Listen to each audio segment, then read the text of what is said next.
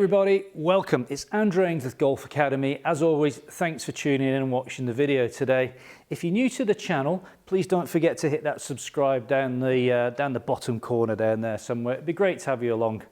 Anyway, what have we got to talk about today? I have got in my hands the new Ping Blueprint forged iron to talk to you about and have a little hit with. For those of you who don't know too much about Ping's history with forged iron, this is not the first time they've produced one. Back in 2010, we'll put a picture up here somewhere, they produced a club called the Answer, which was a forged head. I believe that was the first one they ever did. And the rep at the time, when I dealt with Ping, told me that they mainly produced that club for the Japanese market because there was a bit of a hole in the market over there for them. And the Japanese golfers love forged clubs. So they made that not specifically for Japanese market, but predominantly from it. And I remember having it as a demo club. I never sold a single set of them. And back in 2010, if my memory serves me right, they were retailing it for 7 irons, like £1,000. So mega expensive. Then they produced another Answer forged iron back in 2012, 2013. Again, I kind of vaguely remember it. Again, I don't think I sold a single set of those, because they were super expensive, very, very niche. So it was a little bit of a surprise to me to see that Ping have released another forged iron called the Blueprint. Let's give you some nice little close-ups of it and tell you a little bit more about it. I'm going to quote some facts off the Ping website here, so they're absolutely factual for you. The head, first thing to say about it is it's small. It's very, very compact. It's got minimal offset. It's got very thin top lines to it. It comes in 2 to pitching wedge. I can't even imagine what the 2 iron looks like in this set. It's like something you'd butter your bagel with in the morning. Would be scary for me to hit anyway. It's made out of forged 8620 carbon steel. We'll talk about this whole forged cast debate a little bit later. Blade style tour inspired is what they're saying. Suits high, these are Ping words, not mine, before you have a go at me on this one. Will suit highly skilled players looking for workability and trajectory control. Again, there's this whole can of worms about what sort of golfer would benefit from using a club like this. I think I can put it very simply. If you're a golfer who struggles with your irons, or any club in particular, with your ball striking, it's a little bit inconsistent, this is definitely not the club for you. You should run a mile from this club, because you do need to be finding the middle of the club consistently well to get this club to do what it needs to do. Simple as that. If you're looking for something a little bit easier to hit, grab yourself a Ping G410 or something similar to that. That would make golf a lot more fun. What else can I tell you? Standard shaft fitted in this one is a Dynamic Gold 120, which is a low trajectory, low spinning shaft. It's an S300. They've also fitted as standard the MCC Golf Pride Align Grip, which is a new step for Ping.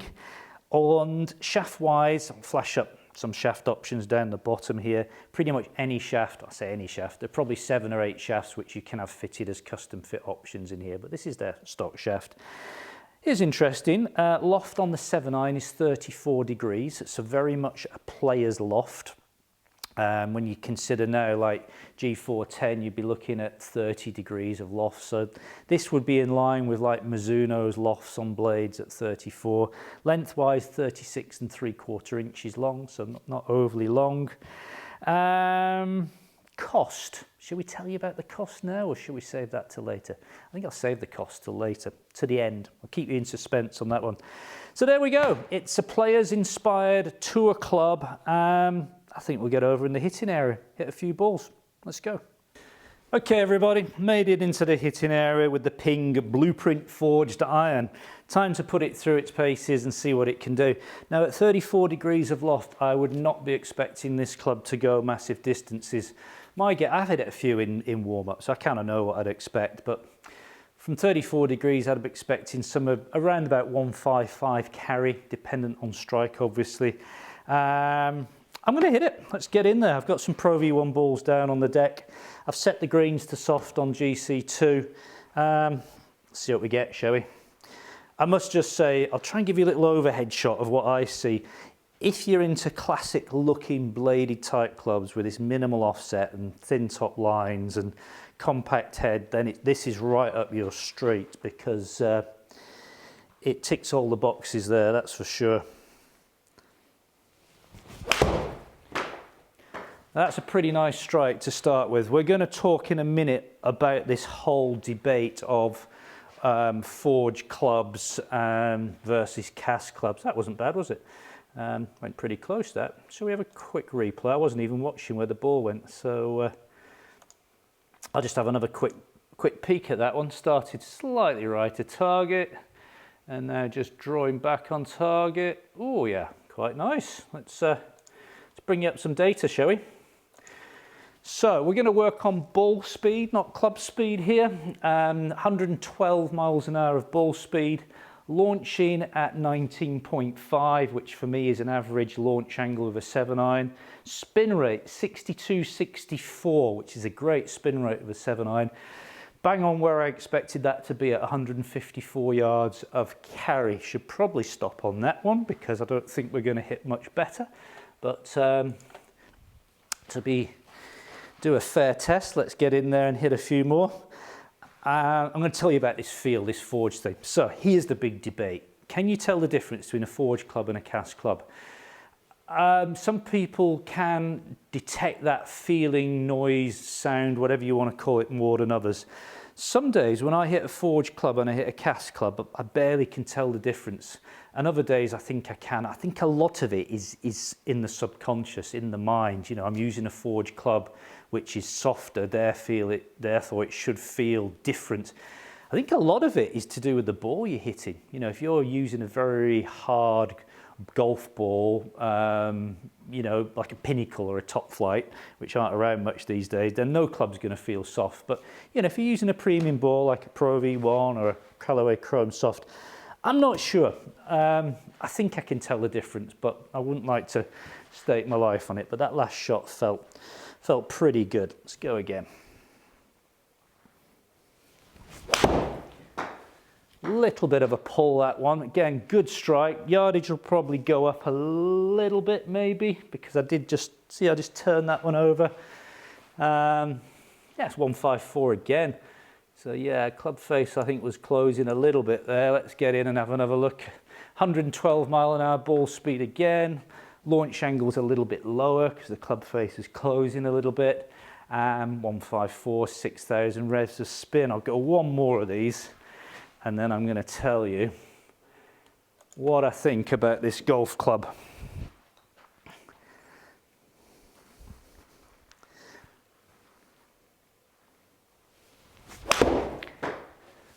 Again, a little bit of a pull. Great strike again, but just turning these over pretty much on top of the last one. It's all right, hit target.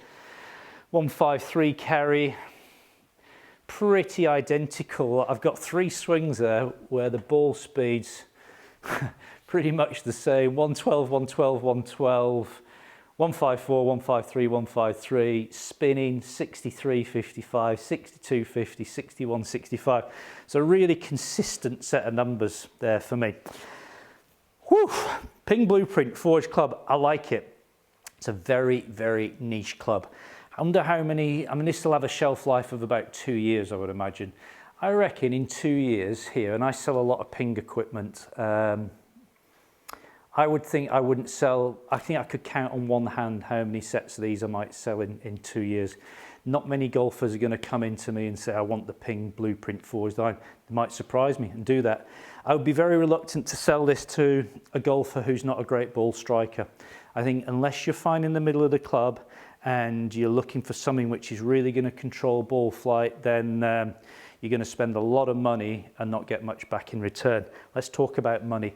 These clubs are going to be retailing at round about £200 per club. So let's say you go for 40 pitching wedge. Do the math, £1,400 for a set of these. Now that's expensive, considering that, excuse me a minute while I just go out a shot, considering that we could sell you, if you walked in to the shop today, I could sell you a set of these beauties, a set of Mizuno MP18 blades at sort of £899. £900, £1,400.